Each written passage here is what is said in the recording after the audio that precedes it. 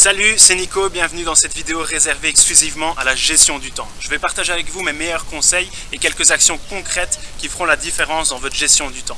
Est-ce que ça vous est déjà arrivé de tomber dans le piège du j'ai pas ou j'ai plus le temps?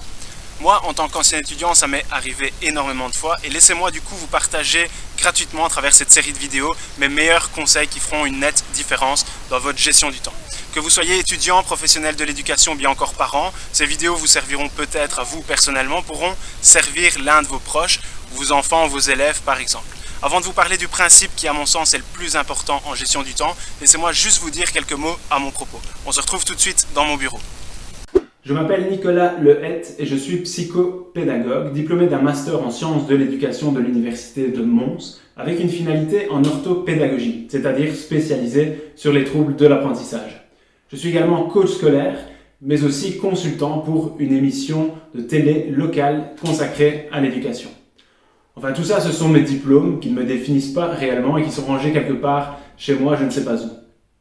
Qui je suis réellement, je suis un professionnel de l'éducation qui a pour but, qui a pour mission d'aider les autres et en particulier les étudiants. Depuis quelques années, j'ai accompagné à peu près une centaine d'étudiants du primaire, du secondaire et du supérieur afin qu'ils puissent s'épanouir dans leur scolarité et développer également et mettre en place leurs objectifs scolaires.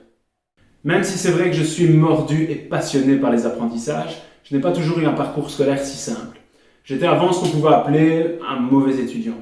J'étais sans doute sur le podium des étudiants les plus mal organisés. J'étais aussi assez bon procrastinateur et surtout, je n'avais aucune méthode de travail. Tout ça en fait m'a valu un redoublement immédiat en 4e secondaire et à partir de cet instant, j'ai réalisé que je devais revoir ma façon de travailler, revoir en fait ma méthode de travail et c'est à ce moment-là que j'ai voulu devenir coach, que j'ai eu l'idée de devenir coach un jour dans ma vie pour pouvoir aider les étudiants à ne plus commettre les mêmes erreurs. La gestion du temps est souvent un domaine compliqué et je le remarque bien lors de mes accompagnements en coaching scolaire avec les étudiants. Et pour moi, c'est un des piliers fondamentaux en méthode de travail avec la mémorisation et la planification. Alors malheureusement, dans cette série de vidéos, nous n'allons pas avoir le temps de pouvoir tout aborder tellement la gestion du temps en fait, est une discipline complexe et qu'il existe de nombreux outils pour pouvoir améliorer sa gestion du temps et ses priorités. Néanmoins, j'ai quand même mis beaucoup d'efforts et d'énergie à pouvoir cibler des points clés à vous présenter au travers de ces quelques vidéos. Alors, on se retrouve tout de suite pour parler du principe numéro 1 en gestion du temps. Le principe le plus important en gestion du temps, c'est la planification, planifier. Alors, planifier son travail scolaire, c'est quoi? C'est la capacité à pouvoir décomposer son travail et le répartir sur un plan, sur une structure. Et généralement, les plannings, ça se compose sur une semaine. Et c'est très bien comme ça. Pourquoi? Parce que 2 ou 3 semaines, ça serait trop loin dans le temps. Donc le planning, c'est la question du temps. C'est pour quand dois-je réaliser cette tâche scolaire.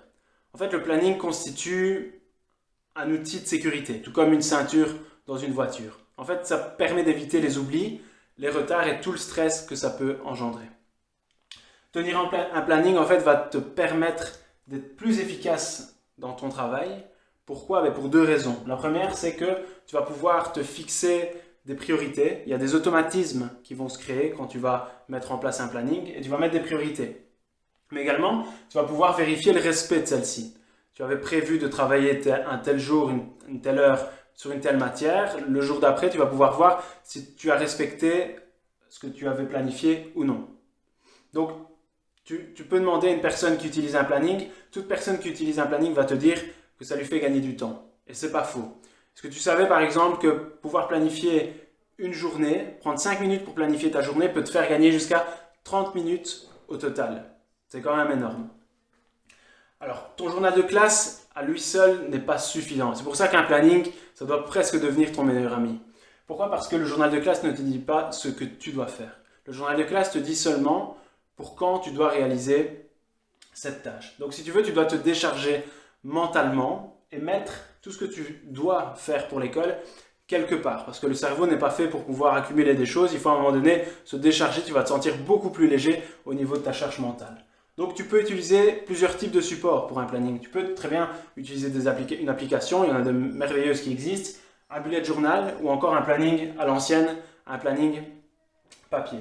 En fait, le planning va te donner aussi une certaine motivation. En tout cas, va te donner moins de difficultés à te mettre au travail.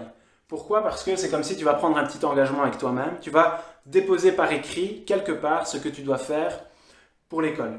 Et ça, quand on s'engage par écrit, généralement, on a envie de le respecter. Une autre vidéo suivra très vite en gestion du temps et on abordera ensemble les 5 erreurs les plus courantes chez les étudiants en gestion du temps.